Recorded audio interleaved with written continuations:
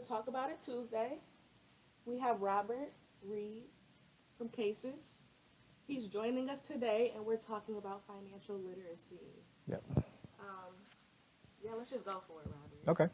Okay, so I wanted to talk to you because I know that's your program, right? Yeah, the program is CASES. It is community-based approaches to strengthening economic supports. Okay, So that's a lot, it's a mouthful, but what that's I like to okay. tell people is we basically help you get more money Okay, in your pocket and keep more money. Like that's okay, the goal. Like that, okay, the purpose is to support you economically to make sure that your lifestyle has less financial stress in it because okay. stress is a killer, right? Yes, And to make sure that you have the skills necessary to know how to manage your personal finances, manage okay, your money, right? And that's something that is taught. Oftentimes we pick up things that have just been modeled to us, but not everything that we do or is normal or that we were modeled and learned from our parents or whatever is the best way to go about something. So it's okay. just a way to um, live better because money it touches everything, Yes, it right? does. The things that you need, Yes, it takes money, yes. right? So the better you are with managing that, the better outcomes you can create in your life. Okay. Now, how did you become a part of the program? Wow, cases. So I actually was referred over to cases Okay, because I do have a background in public health. I used to work with Dr. Kimberly Dawn Wisdom at Henry Ford Health System. She okay, was the former Surgeon General for the state of Michigan. okay, And we worked with a program that was a community-based program. We would go out into the community and help individuals identify the silent killers of high blood pressure, cholesterol, and diabetes, right? yes. And so I spent some time doing that type of work. And then I switched careers and went Okay, into financial services, okay. right? And I spent some time doing financial services for quite a while. And Now, what how were you led to the switch? And how was that switch? that's a great question. I'm gonna tell you. Okay. So I'm from a small town Where are you in New from? Mexico. Are you being serious? Small town in New Mexico. Okay. Yeah, Clovis. I wasn't expecting Yeah, that. New Air Mexico? Force brat. Yeah, New Oh, Mexico. okay. Okay. And so after high school, I wanted. Well, I grew up in New Mexico, small town. I didn't see a lot of people who looked like me doing well financially. Right? You Ah, either were doing well because you came through the military, so you had a career, or you were just kind of making a life. Right? okay. And single parent household. I have Yes. 3 other siblings, Okay. and I went to the University of Michigan in Ann Arbor, Okay. and when I started to become financially aware, it hit me like a ton of bricks to know that my mother raised 4 children on less money than one semester at the University of Michigan. So for the Okay. whole year, she raised 4 children Yes. on less money than what I was paying for one semester in college. And I was just like, how does she do it? Like, how does she manage? How does she make things? So as an adult, the more responsibilities you have, Yes. the more you're looking at, okay, well, I got to manage this. I don't have money. I need to work. I need to get money. And my grandfather instilled in me that if a man doesn't work, a man doesn't eat, right? Yes. But just because you work hard doesn't always translate into more money, That's so right? good. So life really was what brought me to where I am now. So after I graduated college, I graduated, I got good grades, got the job, right? And I was working. It was just me. But I realized that even though I worked a full-time job, nice organization, I looked at my paycheck, and that paycheck limited the things that I wanted to do, right? I had more a month than I had money. And I was like trying to figure that out. You had more what? I had more month than money. What does that So I mean? got a paycheck every 2 weeks. Okay. But by the time I got that paycheck, because I needed to pay bills, I found myself paycheck to paycheck kind of behind, and the money would run out, and I'm sitting here waiting for payday. So I get another paycheck, and then I catch up, pay some things. But I noticed that I wasn't able to get ahead. So I Ah. said, okay, this is not working. I'm smarter than this. I went to Michigan, right? So Yes. why am I living paycheck to paycheck? More importantly, why can't I go home to New Mexico on Thanksgiving and Christmas? I'm missing my grandmother's sweet potato pie, German chocolate cake, being around the family. because I could not afford, like, traveling from Michigan to New Mexico is, number one, it's an all-day travel. Number two, you're going to spend about $500 to $800 Okay. just to get there. I did not have that. Okay. And so I'm like, there's no way in the world that I can have a 4-year degree from one of the best colleges and be in a situation where I'm limited in doing the things that I want to do. So I had to figure it out. So that made me pay attention really quickly, and I'm very curious. So I started asking questions, and I go to work and I see people working full-time jobs. They're farther along in life than I am, married, have homes, families that they have to take care of, and it's just me, and I'm struggling like this financially. I mean, on the outside I look good. Yeah. Oh, go blue, you. Yeah. But on the inside, I'm trying to figure this thing out.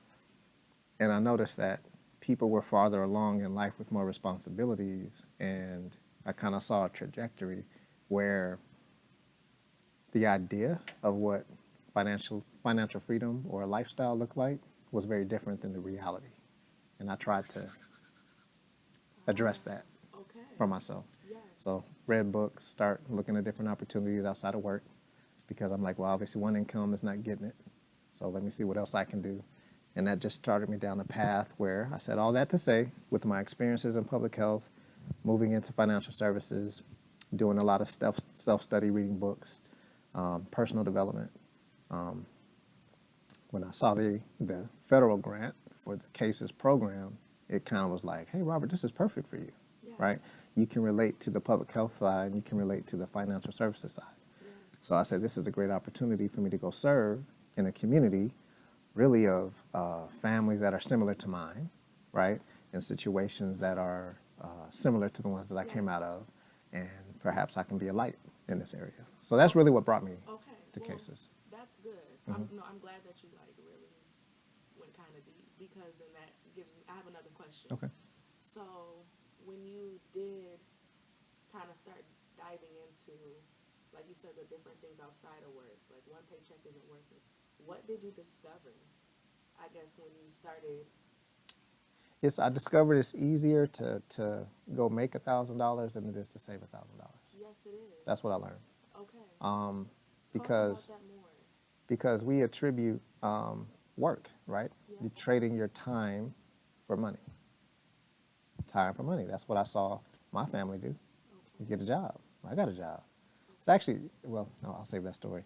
So this is what I saw, but I knew that getting a job, Okay. trading my time for money allowed me to have this result.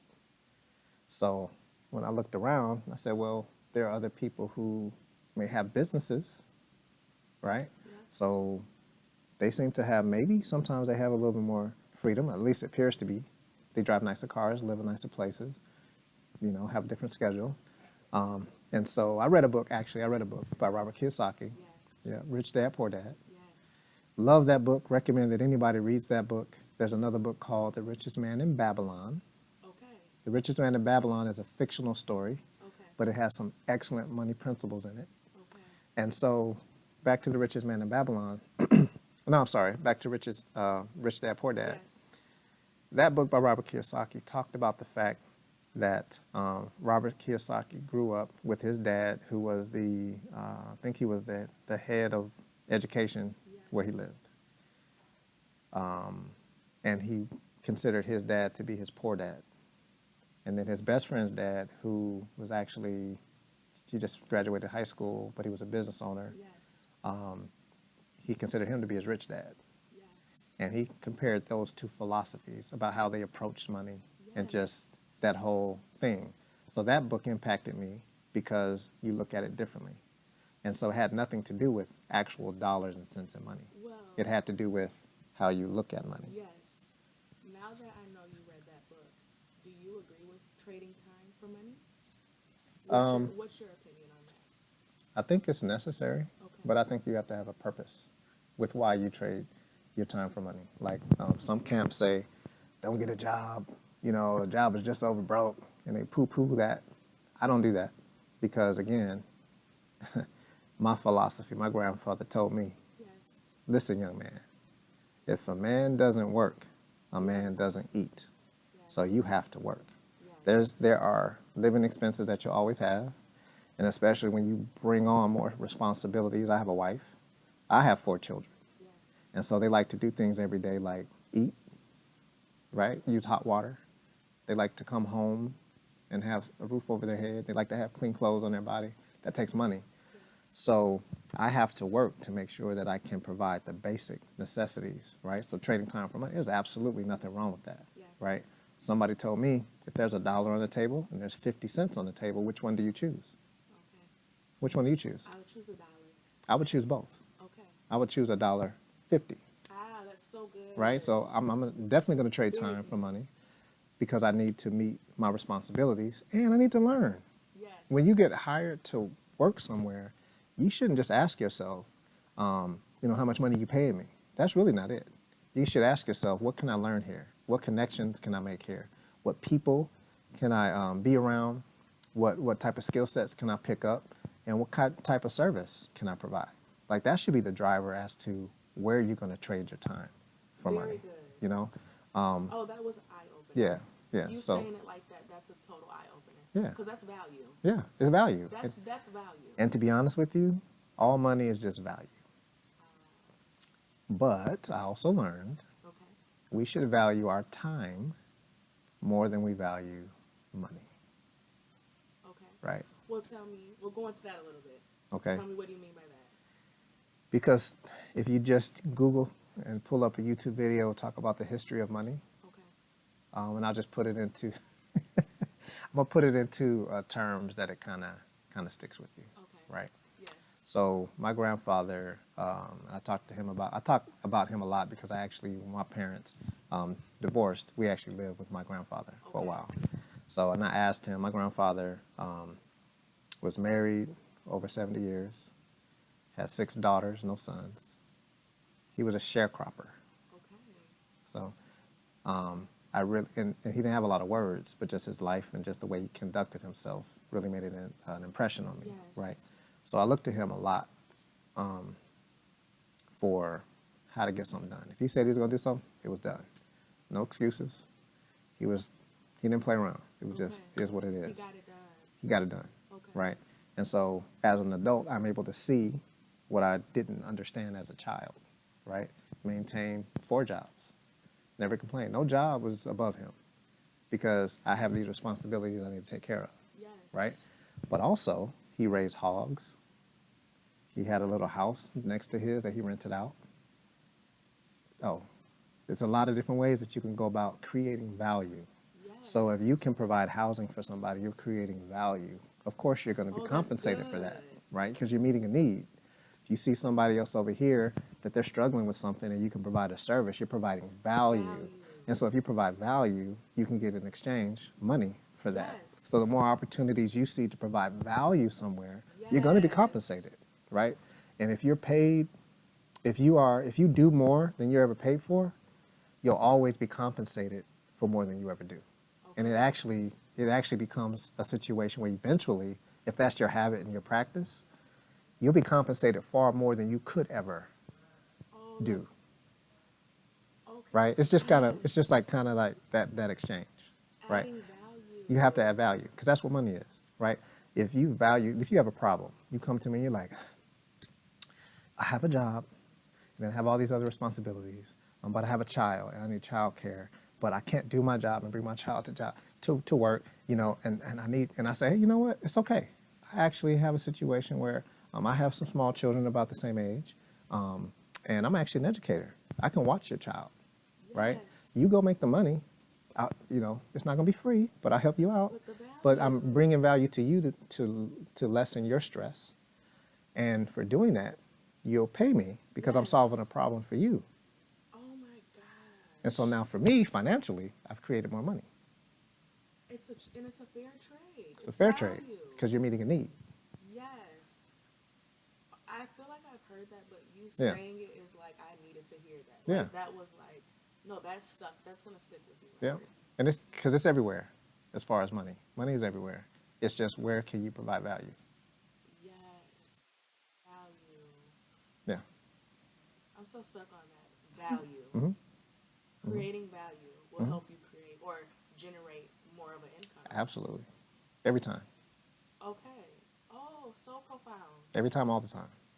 Okay, I'm so glad you said that. Oh my gosh, I'm like so stuck on that, but I'll try to move forward. But wow, Hmm.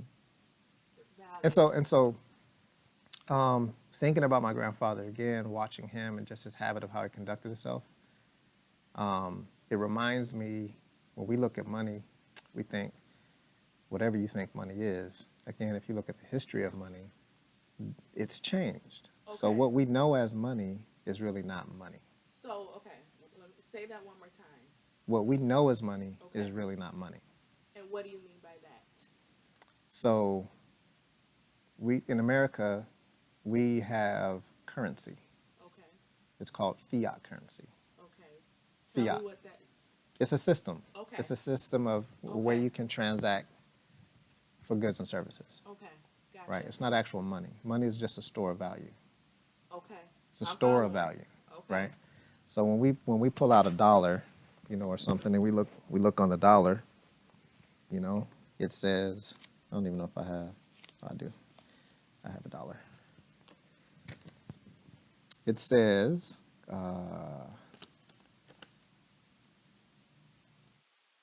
I would have to get the one where it doesn't say it on here. Okay. It says, this note is legal tender for all debts, public and private. Okay. And what does that mean exactly? It means And it's, say it one more time. What it does that says, say? this note, Okay. it didn't say this money, it said this note. Okay. It's a financial instrument. It's a Okay. note. It's an IOU. That's all it is. It's a note. It's a Okay. promissory note. Gotcha. If I give you this note, you're going to give me something in exchange for it. Gotcha. It's just a means of exchange. It's legal tender for all debts, public and private. Okay. And what does that mean? That means, in layman's terms, we live we have a debt system that we work off of, Okay. and this money that we have, Yes. we say it's paper, greenback, right? Yes. It's actually cotton. Oh my gosh. So It's made with funny. cotton. So wait a minute. Wait a minute. That's cotton. Yeah, it's made with cotton. No, it's not. That's paper. You can do your own research. It's not paper. Robert. It's made with cotton. You cannot tell me my whole life I thought. Are we still picking cotton? Oh my gosh. Yeah. Money is made of cotton? Just research it for yourself. Okay. Hmm. See, that's why I love speaking. Okay. So cool. Okay. Didn't know that either. Hmm. Wow. Okay. So tell me, I guess, first of all, what is financial literacy? Exactly. Well, literacy. Let's start with literacy. Literacy is the ability to pick up something Okay. and read it, Yes. Okay. right? Yes. Financial literacy is being able to look at finances, money, Yes. and being able to read it. You can count. You Okay. understand how it works. Gotcha. I actually like to say financial wellness, Financial wellness. right? Okay. And Right. why do you like to say Because I can read something. I know how to read. I can read something. Yes. But then there's another level called comprehension. Yes. Like I may not understand what I read. Gotcha. And so just because I know what a credit card is, a credit score, I know what a dollar is, I know what coins are, I know what a paycheck is, Yes. checking account, savings account, mortgage, Yes. auto loan. I know what these things are, Okay. right? I'm literate in those things. I may not understand how they impact my life, Gotcha. right? Gotcha. And I may not understand that if I go to, and this actually happened to me in college, a real story. Okay. Definitely share with I was us. in college my second year, and I work study, but I didn't really have any income, really. Everything that I had was going to pay for my education. And I had a family member who said, hey, do you have a credit card? I said, no. Well, go get a credit card. I didn't have any credit. Colleges, they'll give you credit. Gotcha. So I went and got a credit card, and I had a $500 limit. And I was like, wow, $500. He's like, I need you to do a cash advance on that credit card so I can go pay this utility bill I'm behind. Okay. And I was like, okay. So I got a cash advance on a credit card, gave the money, cash, dollars, to this family member, Gotcha. but I didn't have a way to pay that bill the next month. So I created a new debt because it was an IOU, Gotcha. right? So now I borrowed $500 that I had to pay back, but I didn't really have the means to pay it back. So I created a deficit for myself. Gotcha. Yeah. And it got to the point where when I graduated college, that decision I made my second year in college, when I graduated and was working at Henry Ford Health System, I was in the hole to the point where I had a minimum payment, $25, very manageable.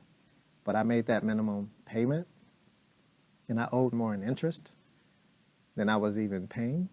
And so I would have never paid that debt off. And it was just something that just grew and grew and grew. Yes. And it became something that was going to be crushing to me. Oh, wow. So that's financial awareness. Like Yes. knowing that you never want to put yourself in a situation where you're going to cause more stress down the road. Okay. You're going to make it harder for yourself, Okay. not easier for yourself. Gotcha.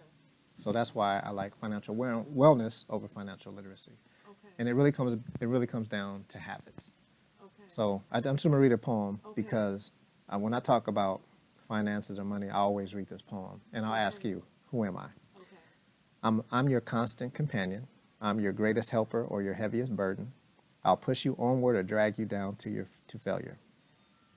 I'm completely at your command. Half the things you do, you might as well turn over to me, and I'll do them quickly and correctly.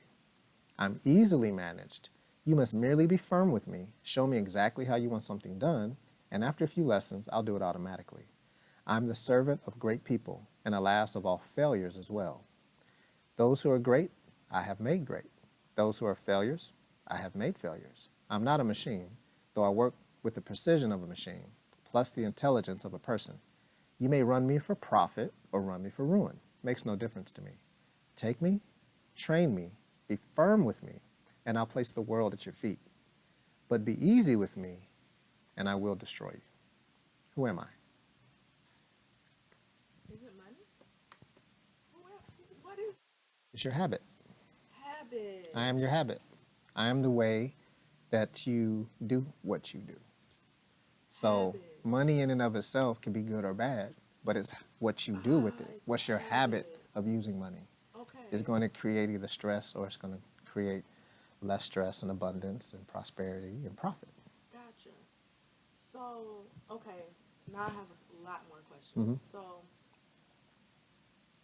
I guess what does it look like to have good financial wellness? Is that what you're Mhm. saying? What does that look like? It looks like a situation, and what's so funny is when you say financial literacy, you already know what it looks like. Okay, Like the things that you have to do. sure. So, do you save money? Yes, but And I'm how not much good are you, at and it. how much are you supposed to save? I don't know, Robert. A percentage? Like it's common that people say, "Oh, 10%, you should save about Yes. 10%." You've heard that before? Yes. You have an income, Yes. you have expenses. Yes. You should probably make sure that your income is greater than your expenses.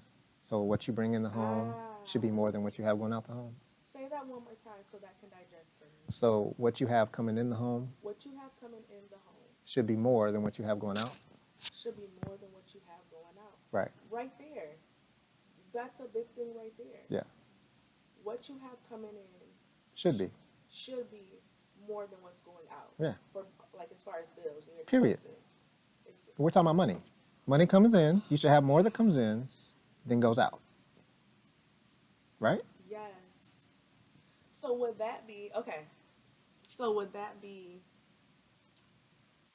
So for me, is that the first step? And for most people, should we should go home or whatever, write down what you're bringing in versus what's going out. Yeah, just right there. It's simple.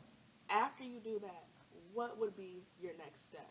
Whether it's less coming in, less going out. What's the next step, Robert? Because that's an eye opener for me. Like, oh, okay, Yeah.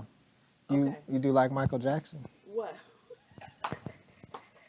I'm looking at the man in the mirror Okay, and saying, you need to make a change. yes, Because if I want to have a better world, yes, take a look at yourself and then make that change. okay, So actually, it's so funny. This morning, okay, talking about habits. yes, It happens because you don't escape this thing called money. So I have PayPal. okay, And sometimes, I'll buy something online and then I'll buy it through PayPal. okay, All right, cool. So some things set up on automatic renewal. Well, if I'm in the habit of seeing something that I like, paying for something, but then I'm not in the habit of going to look at what automatic payments are coming out on a regular basis, I'm not thinking about it. Those are okay. subscriptions, Gotcha. right? And we have a lot of subscriptions, Okay. right, to everything, Netflix, Hulu, Yes. Uber Eats, whatever it Yes. is. We have a lot of subscriptions. The habit is, right now, we're taught that it's easy, it's convenient. Set it up on a Yes. subscription. But if you don't have the habit of sitting down once a week and saying, okay, so what money did I spend this week? Or what money have I spent the last 2 weeks? Or what money did I spend last month? If that's not your habit, then that story that I told you about my credit card, you're creating a deficit for yourself because you're not Yes. aware. You're not even aware. Your awareness is off. So the better your awareness you have, the better decisions you can make. Because Okay. you'll see something, you'll be like, oh well, I shouldn't do that because if I do that, that's going to impact this later. Gotcha. So just that awareness helps quite a bit. Okay. So that's step one. You need to take account of your You money. got to know where you are. Okay. First of all, I ask, what's your current habit? Gotcha. What are your habits? You know, what type of food do you eat? How often do you eat it? Yes. How do you pay for it? Okay. Let's just start there. That's so good. You know, Just Do you- starting there. yeah. Just make you get a piece of paper and a pen Okay. and just ask yourself. Or what I like to do, because most people don't know, they just I don't know, I never thought about it. Well, okay, if you drive, Yes. and you go to the gas station, Okay. do you go to the gas station to fill up gas in your car and then you leave? Or do you have a habit of going to get the gas and you go in to grab a bag of chips and a soda? Gotcha. What's your habit? Yep. What Right? is your habits? So just writing down and tracking what your habit is will show you something that'll allow you to say, is that a good habit or is that a bad habit? Gotcha. Is that helping me to be more financially responsible and get in a better situation, or is that actually working against me? Gotcha. It's just a habit, to paying attention to what you have going on. Okay. Because if you do that for a week, you'll be shocked. Oh my I God. don't have any money. Yeah, actually, you do have the money.